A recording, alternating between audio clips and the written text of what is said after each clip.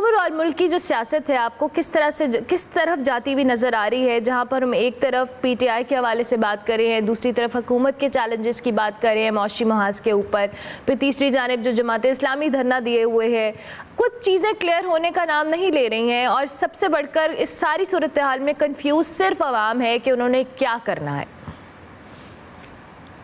देखिए जी, जब आप पॉलिटिकल सिनेरियो को देखते हैं ना तो उसमें जमूद जो होता है ना, स्टेग्नेशन, वो डेंजरस होती है, वो बहुत खतरनाक होती है।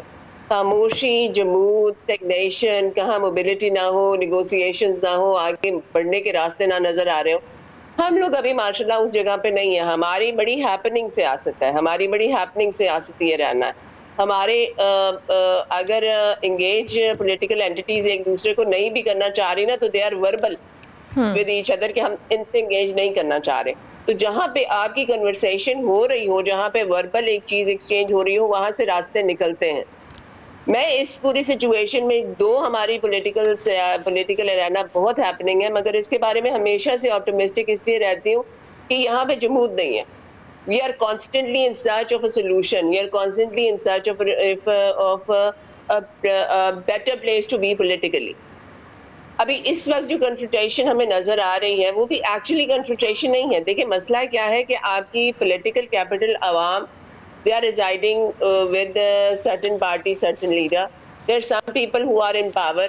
They don't have the actual political capital, but either alliance or some other ways, कुछ और उन्हें अपने अलायंस किए या कुछ और तरीके इस्तेमाल करके वो गवर्नमेंट में है। इस्टेब्लिशमेंट खुद को इवेंचुअली अपने आप को लोगों से अलाइन करेगी, उन्हें लीडरशिप से फर्क नहीं पड़ता, उन्हें लोगों से फर्क पड़ता है। तो ये एक पूरा जो एक कैनवस इवॉल्व हो रहा है ना, ये बहुत इंटरेस्टिंग हो जाएगा अगले चंद महीनों में। ठीक है, लेकिन आपने भी बात की कि we are continuously in search of a solution, लेकिन अस्मा साहिबा वो सोल्यूशन हमें मिलता नहीं है, वो सोल्यूशन किसी के पास मौजूद नहीं है। जो एक हुकूमत आती है वो पिछली हुकूमत पे मलबा डालती है और वो फिर उस पर इल्ज़ाम लगाती है कि जी हमारे तो हाथ बंधे हुए हैं, हमें समझ ही नहीं आ रहा। फिर अगली हुकूमत जो आती है वो भी पिछली पे मलबा डालती है। तो ये साइकिल जो है ये चलता चला जा रहा है और इसमें कहीं वो कह लेना कोई एक पॉइंट है जिस पे कोई भी इत्तेफाक नहीं कर पा रहा है। आपको क्या लगता है, क्योंकि जाहिर है ये इकॉनमी है, ये दीगर चीज़ें हैं, इनका डायरेक्टली और इनडायरेक्टली लिंक तो आवाम से है ना, और आवाम एक्सपेक्ट करती है कि ये सारे लोग उनके लिए कोई इकदामात लेंगे। देखिए, हमारा पॉलिटिकल सिस्टम फ्लॉड तो है, इसमें तो कोई दो राय नहीं है। हमारा पॉलिटिकल सिस्टम फ्लॉड है। हमारी जो पॉलिटिकल इंस्टीट्यूशंस, जिस पर्टिकुलरली आपकी पॉलिटिकल पार्टीज, वो प्रीडोमिनेंटली डायनेस्टिक हैं। एक्सेप्ट आपकी पीटीआई के अलावा बाकी आपकी दोनों पार्टीज जो इस वक्त हुआ है उनमें एक डायनेस्टिक पॉलिटिकल एलिमेंट है। डायनेस्टिक पॉलिटिकल एलिमेंट में ये होता है कि न्यू माइंड्स, न्यू ब्लड नहीं आ सकता, न्यू लीडरशिप इवॉल्व नहीं होती इसमें।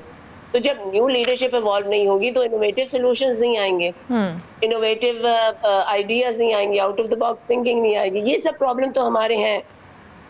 लेकिन अभी हम उस जगह पे कि 8 फरवरी के इलेक्शन के बाद हम ये उम्मीद कर सकते हैं कि अब एक नया सिस्टम, हमारा डेमोक्रेटिक सिस्टम इवॉल्व होगा। मैं प्रेसिडेंशियल और पार्लियामेंट्री ये बात नहीं कर रही, मैं सिर्फ ये बात कर रही हूँ जहाँ पे आपके नई बडिंग लीडरशिप इवॉल्व होगी, जहाँ नए लोग आएंगे, जहाँ मोर कॉम्पिटिटिव लोग आएंगे, एजुकेटेड लोग आएंगे, जहाँ एक्सपर्ट्स आएंगे।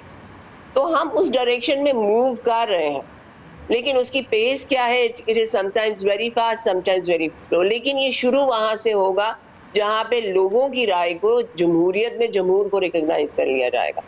जब वो होगा ना तो फिर आपका सिस्टम के फ्लॉज भी with strong government, with the strong presence of the people representative, उसको हम ऑल्टर कर सकेंगे, बेहतर कर सकेंगे। लेकिन जब तक ये नहीं होता, वीक गवर्नमेंट आपकी रहेगी, हंग गवर्नमेंट आपकी रहेगी, जब तक आपकी गवर्नमेंट के पीछे आपकी आवाम की सपोर्ट नहीं होगी, हम इसी तरह से इस सर्कल में घूमते रहेंगे। और इसका फिर एक डोमिनोस इफेक्ट होता है। आपकी पहले पॉलिटिकल सिस्टम खराब होता है, फिर आपकी पॉलिटिकल स्टेबिलिटी खराब होती है, फिर आपकी इकोनॉमी से खराब होती है, फिर आपकी जनरल अनरेस्ट आ जाती है, उसको फिर रोका नहीं जाता। लेकिन यह है कि गुड बिगिनिंग शुड बी कि पॉलिटिकल कैपिटल को, लोगों की राय को, जमहूर में जमहूरियत को रिकॉग्नाइज किया जाए। Absolutely, absolutely. Thank you very much Asma साहिबा, बहुत शुक्रिया।